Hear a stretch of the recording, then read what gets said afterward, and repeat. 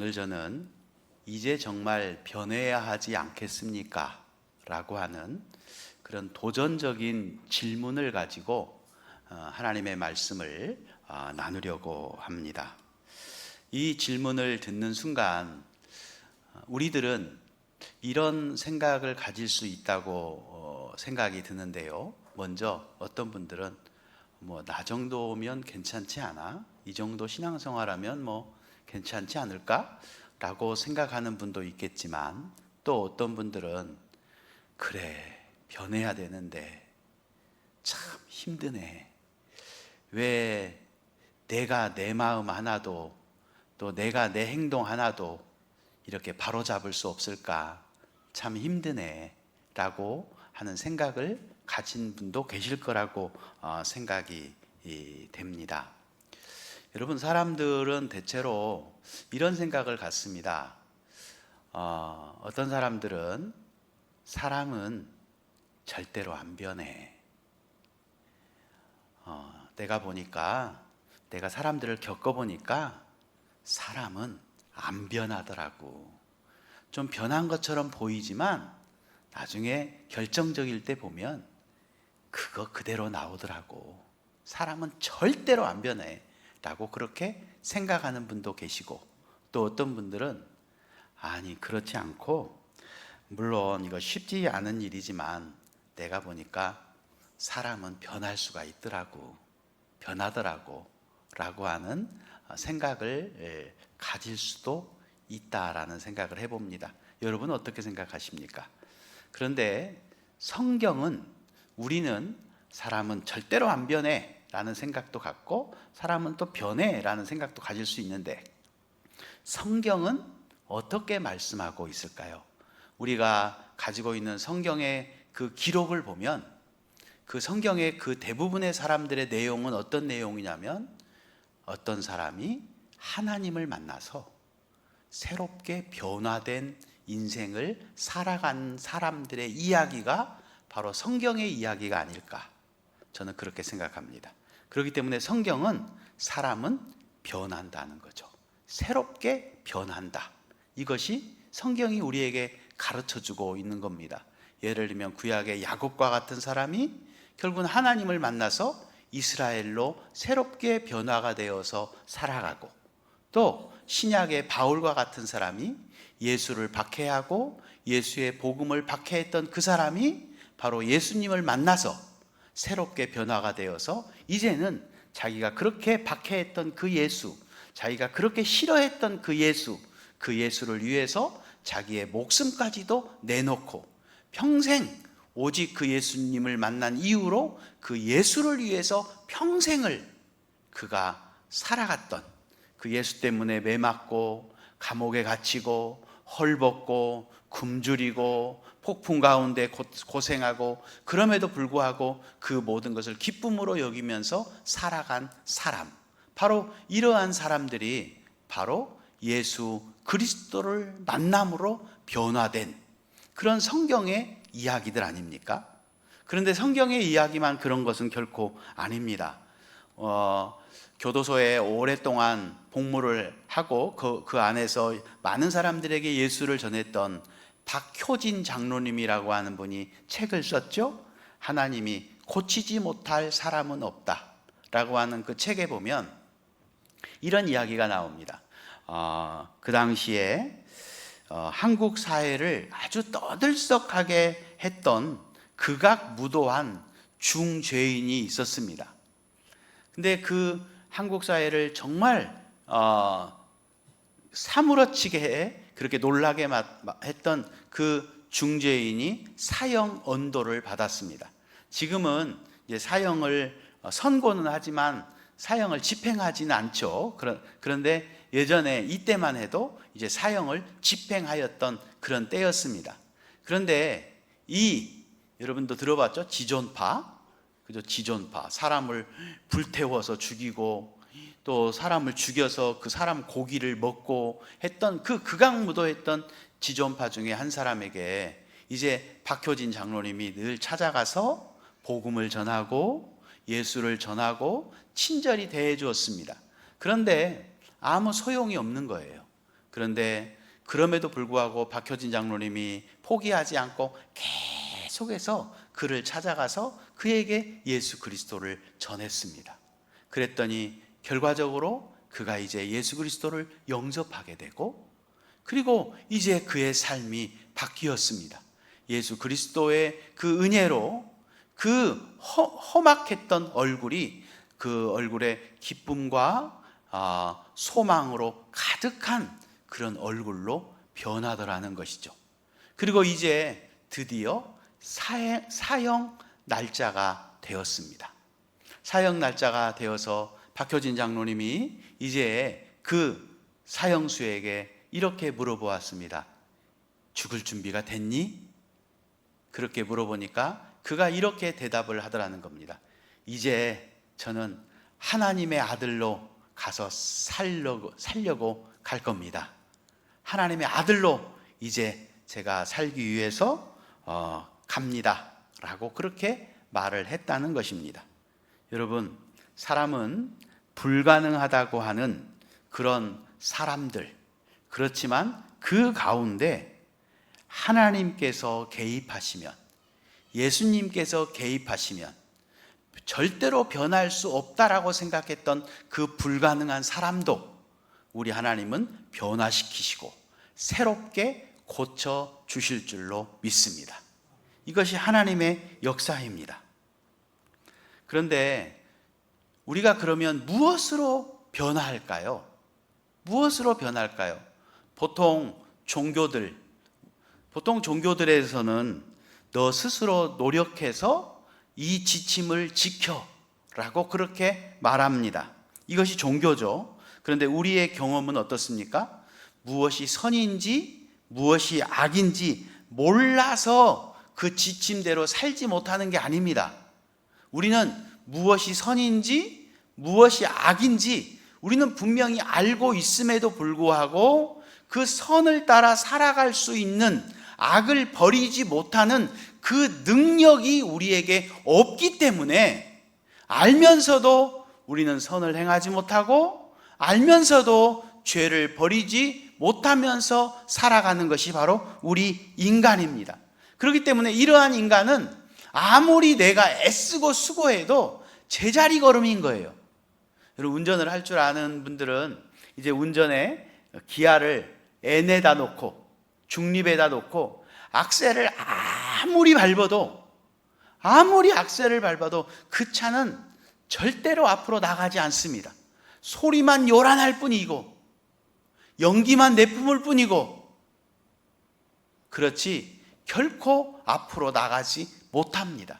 그것이 우리 인간의 속성인 거예요. 내 힘으로, 내 능력으로 뭔가 아무리 해보려고 하지만 사실은 그것을 행할 수 있는 능력이 우리에게 없는 것입니다. 이것이 보통 사람들의 모습입니다. 그런데 성경에서는 뭐라고 말씀하냐면, 그러한 인간들에게 하나님의 복음의 은혜가 임하면 그 복음의 은혜가 능력이 되어서 그 사람을 바꾼다라고 하는 사실을 여러분 믿으시기를 바랍니다.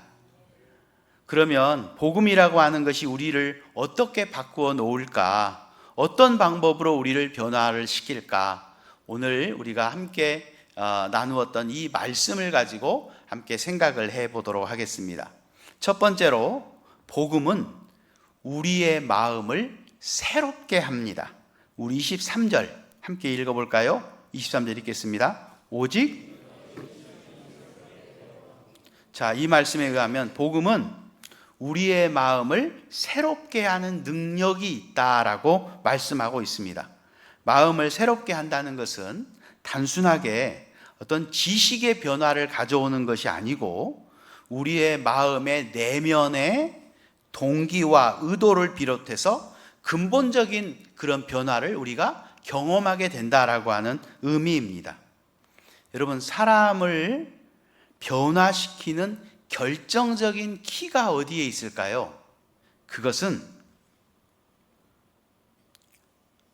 바로 우리의 마음에 있다라는 것이죠. 마음이 새로워진다. 오늘 본문에도 보면 심령이 새롭게 된다는 거예요. 심령이 우리의 마음 아닙니까? 마음 심자잖아요. 그죠? 심자가 우리의 마음이 새롭게 된다. 그러니까 우리가 사람이 변하기 위해서 처음에 가장 중요한 게 뭐냐면 우리의 마음의 문제입니다. 마음. 그래서 잠언서 4장 23절에도 보면 모든 지킬 만한 것 중에 더욱 내 마음을 지키라. 생명의 근원이 이에서 남이니라. 우리의 생명의 근원이 어디서 난다고요? 어디서 난다고요? 마음에서 난다는 거예요. 그렇기 때문에 우리의 마음을 지켜야 한다라고 말씀하고 있습니다. 한 가지 예를 들어볼까요? 에덴 동산의 하와가 이제 뱀의 유혹을 받고 선악과를 보기 시작하니까 그 마음속에 그 선악과가 먹음직도 하고 보암직도 하고 탐스럽게 할 만큼 아름다워 보였다라고 성경은 말씀하고 있습니다. 그러니까 그 마음이 선악과가 아름답게 그렇게 보인 것입니다. 여기서 보면 우리 인간이 죄를 짓는 패턴을 읽을 수 있는데 그 패턴의 첫 번째는 뭐냐면 하와가 꾀임을 빠져 선악과를 봤잖아요. 그죠? 맨 처음에 우리가 죄에 빠질 때는 보는 겁니다. 보는 것. 보는 것에서 시작이 됩니다. 그것을 보면 그 마음에 안 되는 생각을 품기를 시작하게 되고 그래서 결국은 죄를 짓게 되는 것입니다. 선악과를 보면서 이 선악과가 아름답게 보여서는 안 됩니다. 그런데 이 선악과를 하나님께서 주신 그 하나님의 아름다움으로 이 선악과의 아름다움을 물리쳐야 되는데 이 선악과의 아름다움을 마음속에 품기 시작하니까 하와는 죄를 짓기 시작한 것입니다. 이것이 사람들이 보통 죄를 짓게 되는 전형적인 패턴입니다. 먼저 봅니다. 그런데 그 다음에 마음 관리에 실패하는 겁니다. 야, 아름답다. 야, 갖고 싶다. 야, 먹고 싶다. 야, 누리고 싶다. 야, 즐기고 싶다. 그래서 범죄로 이어지는 것입니다. 그래서 우리의 마음을 지키려면 세상이 주는 아름다움보다 바로 하나님의 복음의 아름다움에 사로잡혀야지만이 우리는 죄의 유혹을 물리칠 수 있고 죄의 도전을 막아 이길 수 있는 것입니다. 쉽게 예를 들면 이런 거죠. 여러분 성경에 보면 아간이라고 하는 사람이 나옵니다. 여러분도 잘 아는 사람인데요.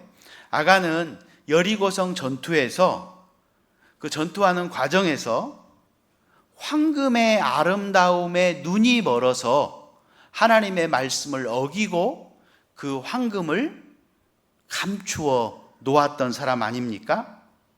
그는 애굽에서 나를 구원해 주시고 또 애굽에서 우리 가족을 구원해 주시고 또 광야를 가면서 하나님이 때로는 만나를 배고플 때 먹여주시고 목마를 때 샘물을 주시고 또 우리를 이렇게 구름 기둥과 불 기둥으로 인도하신 그 위대하신 하나님의 아름다움, 그 하나님의 아름다움을 잊어버리고 황금의 아름다움에 눈이 머니까 그가 범죄를 할 수 있었던 것입니다.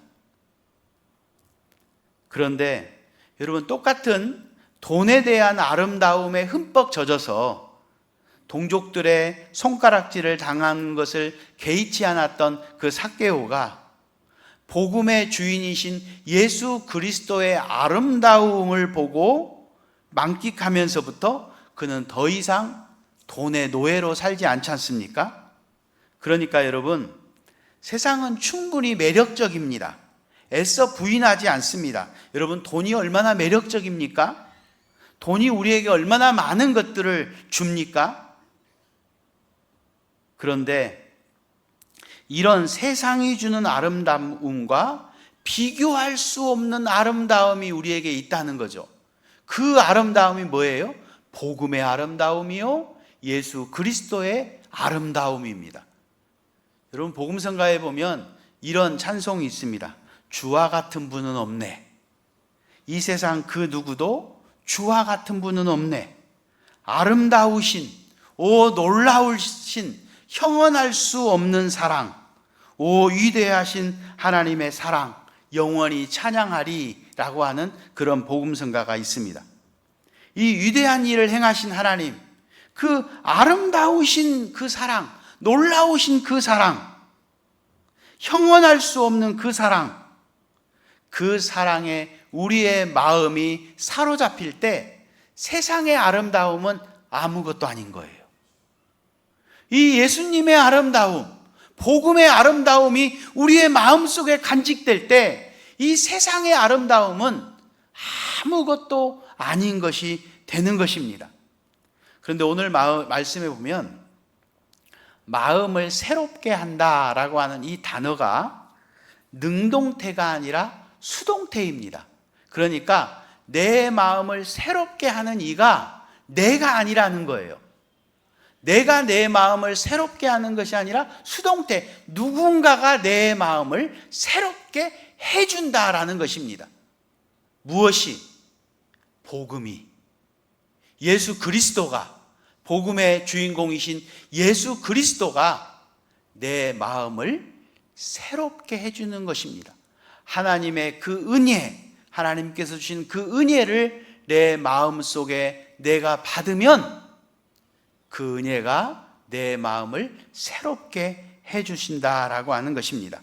그리고 또 이 새롭게 된다라고 하는 이 동사는 현재 진행형입니다. 그러니까 무슨 얘기냐면 이 변화라고 하는 것은 단회적인 사건이 아니라 하나님의 은혜가 우리에게 지속적으로 부어지는 것처럼 그 하나님의 은혜를 우리가 지속적으로 힘입어서 우리가 지속적으로 날마다 조금씩 우리가 변화하고 조금씩 우리가 새롭게 된다라고 하는 것을 오늘 성경은 우리에게 말씀해 주고 있는 것입니다. 여러분, 우리는 결코 맹목적으로 신앙생활을 해서는 안 됩니다. 그냥 맹목적으로 여기 앉아서 있으면 안 됩니다. 아무 생각도 없이 그렇게 앉아 있어서는 절대로 안 될 것입니다. 우리는 예배할 때마다 우리의 예배를 받으실 하나님이 얼마나 위대하시고 얼마나 아름다운 분이신지, 우리를 얼마나 사랑하시는 분이신지 우리는 날마다 묵상하셔야 합니다. 복음의 주인공이신 예수님이 얼마나 크고 놀라우신 그 십자가의 사랑을 나에게 베푸셨는지를 기억하고 날마다 그 은혜를 추억함으로 이 사랑에 힘입어서 마음을 날마다 새롭게 하시는 그 은혜가 여러분 속에 날마다 넘치실 수 있기를 축원합니다. 두 번째로 이 복음은 우리의 옛사람을 벗어버리게 만듭니다. 22절을 읽어볼까요? 22절 함께 읽겠습니다. 너희는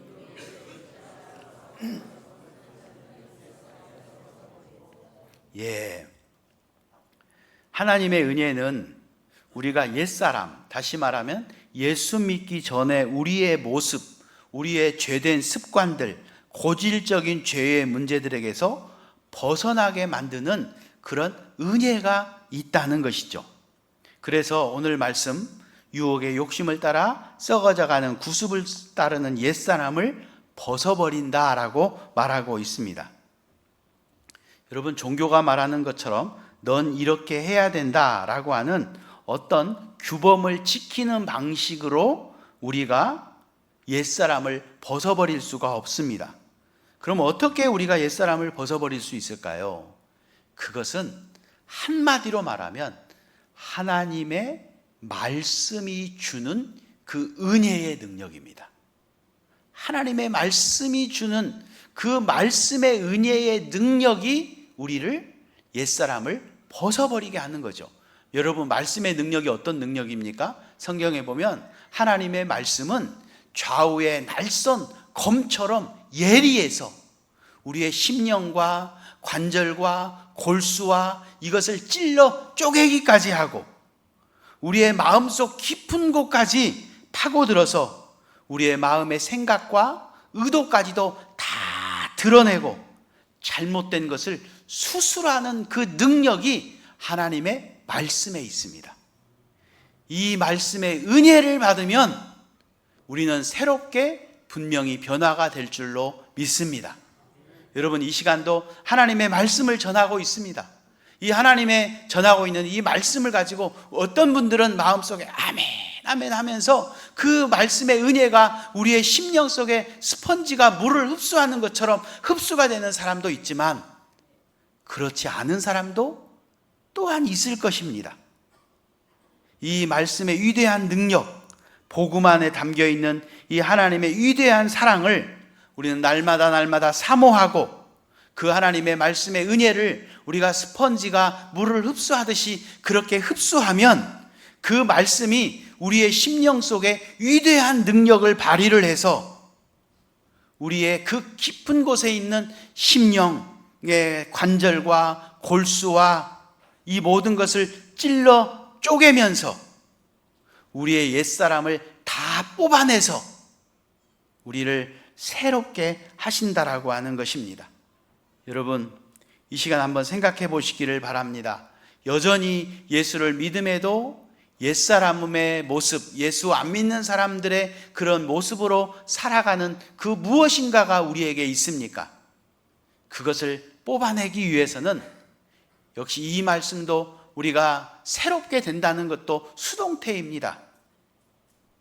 그래서 우리 모두가 하나님의 말씀으로 우리의 심령을 수술해서 날마다 우리가 새롭게 변화하는 우리 성도님들이 다 될 수 있기를 예수님의 이름으로 축복합니다. 마지막 세 번째로는 복음은 우리를 새 사람을 입게 한다라고 말씀하고 있습니다. 24절인데요. 24절 함께 읽어보겠습니다. 하나님을 따라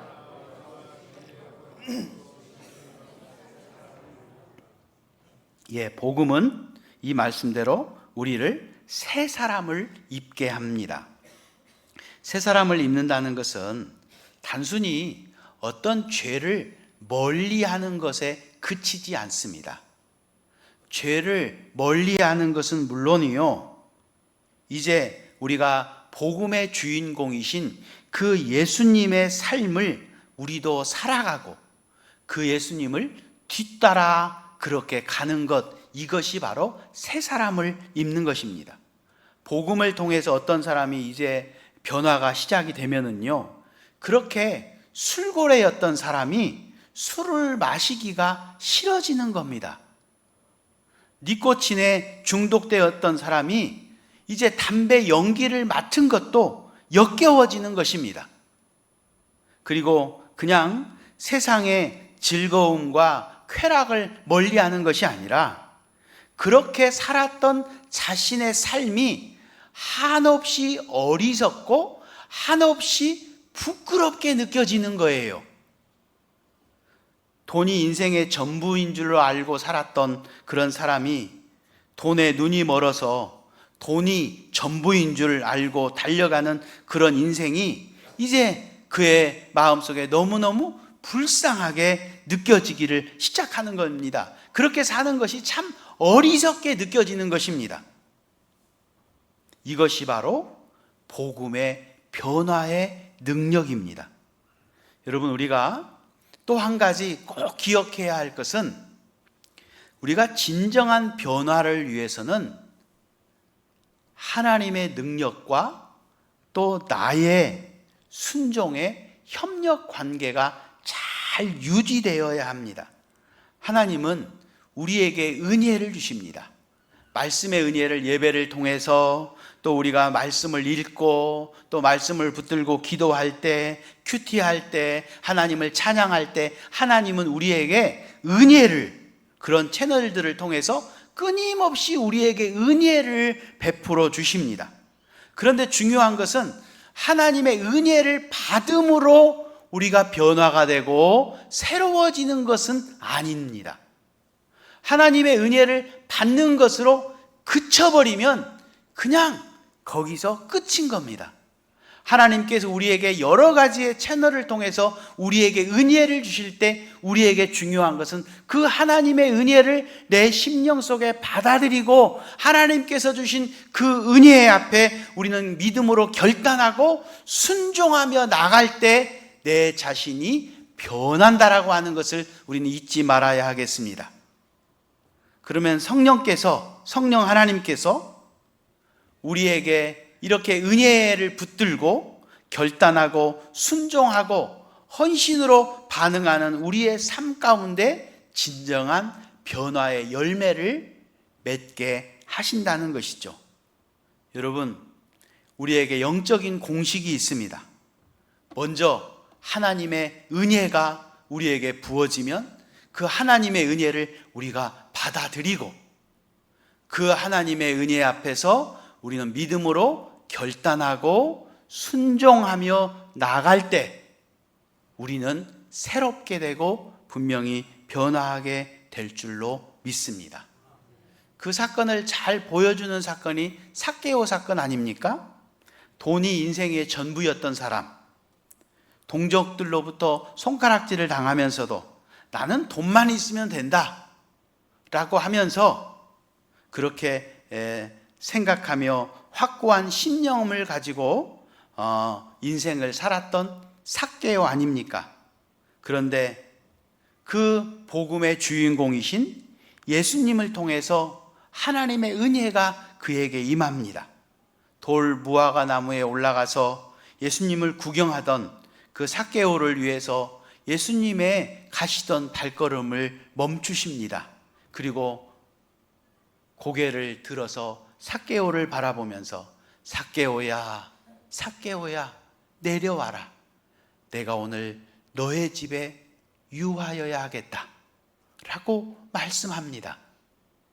그 말씀에 삭개오가 그 놀라운 은혜를 받습니다. 그래서 삭개오의 변화가 나타나기를 시작합니다. 그리고 결단합니다. 그리고 주님 앞에 고백합니다. 주님, 내가 남의 것을 토색한 것이 있다면 4배로 내가 갚겠습니다. 그리고 내 재산의 절반을 어려운 사람들을 위해서 내놓겠습니다. 이 하나님의 은혜, 복음의 주인공이신 예수님의 은혜가 그에게 임하니까 이런 기쁨과 이런 감격이 그에게 넘치며 그가 결단하고 주님 앞에 순종하게 됩니다. 주님이 그렇게 선언하시죠.